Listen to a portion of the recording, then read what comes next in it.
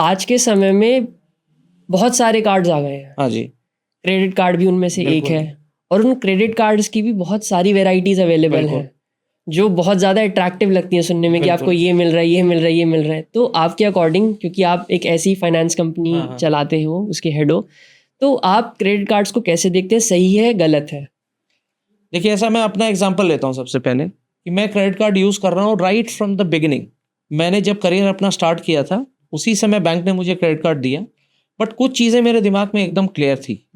एक तो ऐसा है कि मैं अब्यूज़ नहीं करूँगा क्रेडिट कार्ड का, plus I went through all the terms and conditions, basic reward points जो मिलते हैं, कहाँ आप बेनिफिट्स उठा सकते हैं, कहाँ नहीं उठा सकते, और आपकी क्रेडिट स्कोर जो होता है जिसको सिबिल स्कोर बोलते हैं, उस पर कितना फ़र्क पड़ सकता है। उस समय सिबिल इतना प्रोमिनेंट नहीं था, वो बाद में रियलाइज हुई चीज़ है, बट आपका क्रेडिट हिस्ट्री खराब नहीं होनी चाहिए। ओके। तो इनिशियली मैंने क्या किया कि बेस कार्ड मुझे मिला, I will not name the card, will come to that later on maybe in our next podcast. तो मैंने कार्ड यूज़ किया और बहुत जुडिशियसली उसको यूज़ किया। सिमिलरली वो बैंक वाले मुझे अपग्रेड करते चले गए और आज मेरे पास top of the line cards हैं।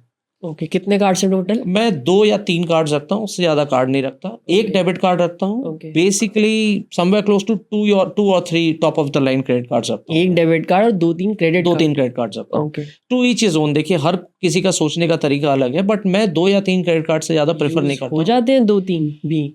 देखिए, ऐसा है कि आप यूज़ करने का तरीका आना चाहिए आपको। उसमें क्या होता है, जनरली जो पहला कार्ड है, जो मेरा सबसे प्रेफर्ड कार्ड है, वो ज़्यादा यूज़ होता है। बाकी 2 कार्ड्स जो मैं I will come to it कि बेनिफिट्स कैसे डिराइव करते हैं। बेसिकली क्या होता है, कार्ड्स में आपके 3 फैक्टर्स होते हैं जिनके बेसिस पे आप कार्ड्स चूज़ करते हैं। सबसे पहले तो क्या है, स्पेंडिंग ऑब्वियसली कार्ड के थ्रू आप करेंगे। स्पेंडिंग किस चीज़ पे कर रहे हैं आप? ट्रैवल पे कर रहे हैं, करेक्ट।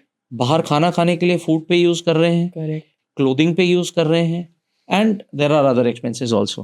तो कैटेगराइज कर रखा है कार्ड को कि कहाँ आपको रिवॉर्ड पॉइंट्स मिलेंगे ज़्यादा, किस तरह के स्पेंड पे। प्लस बिजनेस के अंदर कुछ लोगों का पेट्रोल पे एक्सपेंस है, तो उस पर सरचार्ज वेवर मिल जाता है। करेक्ट। सिमिलरली बहुत सी चीज़ें हैं। आप कुछ ऐसे कार्ड्स हैं, आप अगर मूवी देखने जाएँ तो आपको एक पे एक टिकट्स फ्री हैं। कुछ कार्ड्स ऐसे हैं जो आप सर्टेन ऐप्स के थ्रू अगर आप रेस्टोरेंट बुक करते हैं तो रेस्टोरेंट के 20, 30, 40, 50% डिस्काउंट के ऊपर आपको कार्ड में 15% के आसपास का डिस्काउंट और मिलता है। ओके। तो ये अच्छा। जुडिशियसली आपको यूज़ करना पड़ेगा। मैं ऐसे कार्ड यूज़ कर रहा हूँ जहाँ मुझे एडिशनल जो आपके ऐप्स हैं, जहाँ पे आपको होटल बुकिंग के ऊपर, आई मीन रेस्टोरेंट्स के ऊपर आपको 35, 40, 50% डिस्काउंट है, उसके ऊपर एडिशनल मुझे 15% डिस्काउंट मिलता है। ओके। नंबर 1। तो ये रिवॉर्ड पॉइंट से कैशबैक डायरेक्ट? ये स्ट्रेट अवे आपको Cashback. डिडक्शन मिलता है। There is no cashback. आप जब बिल का पेमेंट करते हैं, टोटल कैलकुलेशन 50% होती है, उस पे माइनस होती है 50%, उसके ऊपर एडिशनल मुझे 15% का ऑन द स्पॉट डिस्काउंट मिल जाता है। नंबर 1। नंबर 2, अगर कार्ड्स की बात करें तो आप रिवॉर्ड पॉइंट्स को जुडिशियसली एक्यूमुलेट करके और अगर आप उसको बाद में स्पेंड करें ना, तो आपके लिए बहुत बेनिफिशियल हो सकता है। मैं आपको बताता हूँ कि मैंने ये नियम बना रखा था कि मैं कार्ड्स के पॉइंट एक्यूमुलेट करके I used to buy gold from it. अच्छा। गोल्ड कॉइन्स खरीद लिए या उसको कन्वर्ट कर लिया, फिर गोल्ड खरीद लिया। क्यों? पर गोल्ड ही क्यों? मैं बताता हूँ आपको।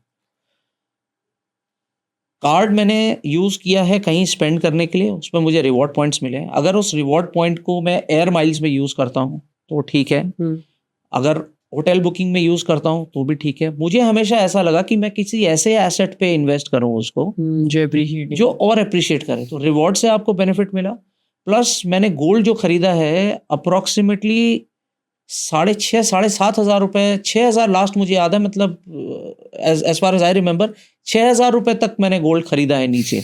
6,000 जो अभी 80-82 एब्सोल्युटली। मैंने अपना करियर स्टार्ट किया था तो उस समय अप्रोक्सीमेटली 5,500-6,000 के आसपास रेट थी, if I am not wrong, if I can recall correctly. Nifty कितना था उस समय?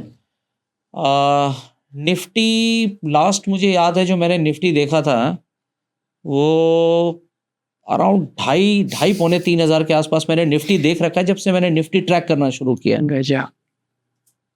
तो चीज़ें कंपाउंड होती है, बोथ साइड कंपाउंड होती है। मैं आपको बताता हूँ, देखिए क्या होता है कि जो कंपाउंडिंग फैक्टर होता है ना, जैसे 8th वंडर कहते हैं कि compounding is the 8th wonder of the world. It's wonder only for people who can use it smartly. Those who understand compounding use it at their benefit. People who can't use it at their benefit pay the compounding cost. Correct. SIP में आपको 15%, 12%, 10%, 18% जो indicative return बताते हैं. Similarly अगर आप card पे cash withdrawal पे expenses देखें, या अगर आपने डेडलाइन मिस कर दी है और उसके ऊपर जो कंपनीज इंटरेस्ट चार्ज करती हैं, अगर आप वो उसको कंपाउंडिंग उसकी करते जाएं, यहाँ के ज़्यादा वहाँ ज़्यादा नुकसान है. यहाँ फ़ायदे की जगह SIP के फ़ायदे से ज़्यादा वहाँ नुकसान है आपको. इसीलिए कहते हैं पैसा बचाना बहुत इंपॉर्टेंट है. इन्वेस्टमेंट तो ऑटोमेटिकली आप बचाएंगे तो हो जाएगा आपका. And with that, we wrap another chapter with the stories, and over yet more awaits you in the next video. See you there.